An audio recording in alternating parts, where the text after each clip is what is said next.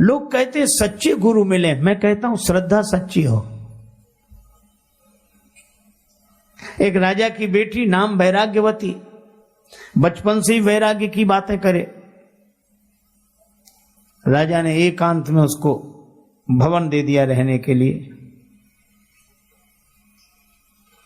वो यही कहती, फूलों को देखती तो कहती आज खिले कल झुक चले, परसों मिल गए धूल, देख दशायों फूल की फिर क्यों फूलत फूल। कभी कहती ये वृक्ष पत्ते बात कर रहे हैं, पत्ता बोला वृक्ष से सुनो वृक्ष बन रहा है, अब के बिछुड़े कब मिले दूर गिरेंगे जाए। तरुवर बोला पात से सुनो पात मम बात, या घर की यह रीति है एक आवत एक जात। ऐसी बातें करती, बस अकेली में रहती। एक दिन रात्रि का प्रथम पहर शुरू हुआ, युवती उसके भवन के पीछे एक चोर नकब लगा रहा था। उसने सुना कि इस राजकुमारी को तो सदगुरु की आवश्यकता है।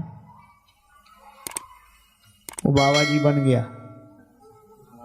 बाबा जी होने में कठिनाई, बनने में कौन सी कठिनाई। घर में हुई खटपट, चलो गुरु जी के मठ पर, गुरु जी ने काटी चोटी, मांग खा बेटा रोटी, बन गए। देखो हम लोग जब संत बनते तो मुड़ते हैं, हम लोग साधु बनते हैं तो गुरु जी मूड़ते हैं। मोड़ दिया, मुड़ गए, अर्थात जगत से जगदीश की ओर मुड़ गए, प्रपंच से परमार्थ की ओर मुड़ गए, असत्य से सत्य की ओर मुड़ गए। इसीलिए मुड़ गए। तीर्थ में जाएं तो जरूर मुड़े, पर हमारे एक परिचित सज्जन है, उन्हें अच्छी तरह जानते हैं, वो सप्ताह में 2 बार मुड़ते हैं, पर आज तक नहीं मुड़े। अपने को बढ़िया मिले, लोग कहें महाराज, तो बनने में क्या कठिनाई, बन गए। और बाबा जी बनकर सदगुरु रूप बनाकर वैराग्यवती के सामने, वैराग्यवती ने देखा नारायण हरि कर रहे हैं कोई रात्रि के समय। महाराज प्रणाम, जल पी। हाँ प्यासा हूं, जल पिलाओ। लेकिन सुनो सुनो, तुमने दीक्षा ली? नहीं दीक्षा नहीं। तब मैं तुम्हारे हाथ का पानी नहीं पीऊंगा। जिसने दीक्षा ही नहीं ली उसके हाथ का पानी क्या पीना। जाने लगे। वैराग्यवती ने कहा कि जाओ मत, आप ही दीक्षा दे दो मुझे ताकि मैं आपको जल पिला सकूं। बोला हम विरक्तों की दीक्षा ऐसे घरों में नहीं होती, जंगल में चलो। वैराग्यवती ने कहा कि मेरा तो कल्याण हो, मैं जंगल में चलने को तैयार हूं। अच्छा अच्छा ठीक है, अपने आभूषण रुपया पैसा गहना जीवर सब रख लेना। राजकुमारी ने सब रख लिया और संत के साथ चल दी। उस तथाकथित संत के साथ, जो संत था ही नहीं। घोर जंगल में जाकर उसने वैराग्यवती को एक वृक्ष से बांध दिया। वृक्ष के किनारे खड़ी करके रस्सी चारों तरफ से लपेटी, बांध दी और बोला देख ये गुरु जी का बांधा हुआ बंधन है, हम 7 दिन बाद आके खोलेंगे, यहीं बंधी रहना।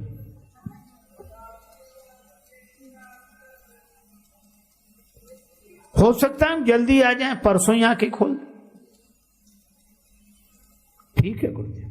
और वो सब रुपया पैसा गहना जीवर सब लेके चला गया। अब वो काहे को आने वाला था, वो नहीं आया। दूसरे दिन राजा ने देखा कि वैराग्यवती का पता नहीं।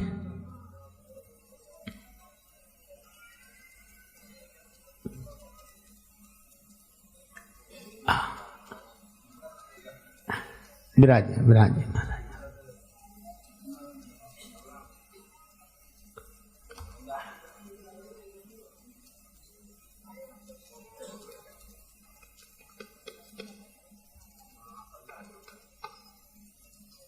राजा दूसरे दिन अपने घोड़े पर सवार होकर सब जगह वैराग्यवती को खोजते हुए गया। वृक्ष से बंधी हुई बेटी को देखकर कहा कि बेटी तुम्हें ये कौन बांध गया है? वैराग्यवती ने कहा कि मेरे गुरुदेव ने बांधा है। राजा ने कहा, पगली, गुरु लोग ऐसा नहीं करते। कोई छद्म वेशधारी तुझे ठग कर गया है, ला मैं तुझे बंधन से मुक्त करूं, घर चल मेरे साथ। वैराग्यवती ने कहा, पिताजी आपको प्रणाम है, पर गुरुजी का बांधा हुआ बंधन नहीं खुलवाऊंगी। राजा ने बहुत समझाया, नहीं मानी तो कहा बंध ही रहे। राजा भी चला गया। 2 दिन हो गए। भगवान नारायण का आसन डोलने लगा। नारद जी से कहा, पता लगाओ। नारद जी आए, जो देखा कि ये बंधी हुई है, अरे नारायण नारायण करते हुए, बेटी किसने बांधा तुम्हें? मैं तुम्हें बंधन से मुक्त कर देती हूं, मुझे जानती हो? प्रणाम किया बेटी ने। आप देवर्षि नारद हैं, मैं प्रणाम करती हूं। अरे तुम्हें कोई ठग बांध गया, मैं खोलता हूं रस्सी, मुक्त हो जा। महाराज आप देवर्षि हैं, मैं प्रणाम करती हूं, लेकिन गुरुजी का बांधा हुआ बंधन नहीं खुलवाऊंगी। अरे गुरुजी, काहे के गुरुजी तुम्हें बांध कर चले गए? उनके बंधन की यही तो महिमा है कि तीसरे दिन ही आपका दर्शन हो गया। अगर वो न बांध कर गए होते तो आपका दर्शन होता। अब वो न माने। नारद जी गए भगवान के पास कि प्रभु चलो। भगवान स्वयं आए। भगवान नारायण चतुर्भुजी रूप, मंद मंद मुस्कुराते हुए भगवान ने कहा कि बेटी, मैं भगवान नारायण हूं, मैं तुम्हें बंधन से मुक्त कर देता हूं। मेरे दर्शन के लिए ही सारी साधनाएं की जाती हैं।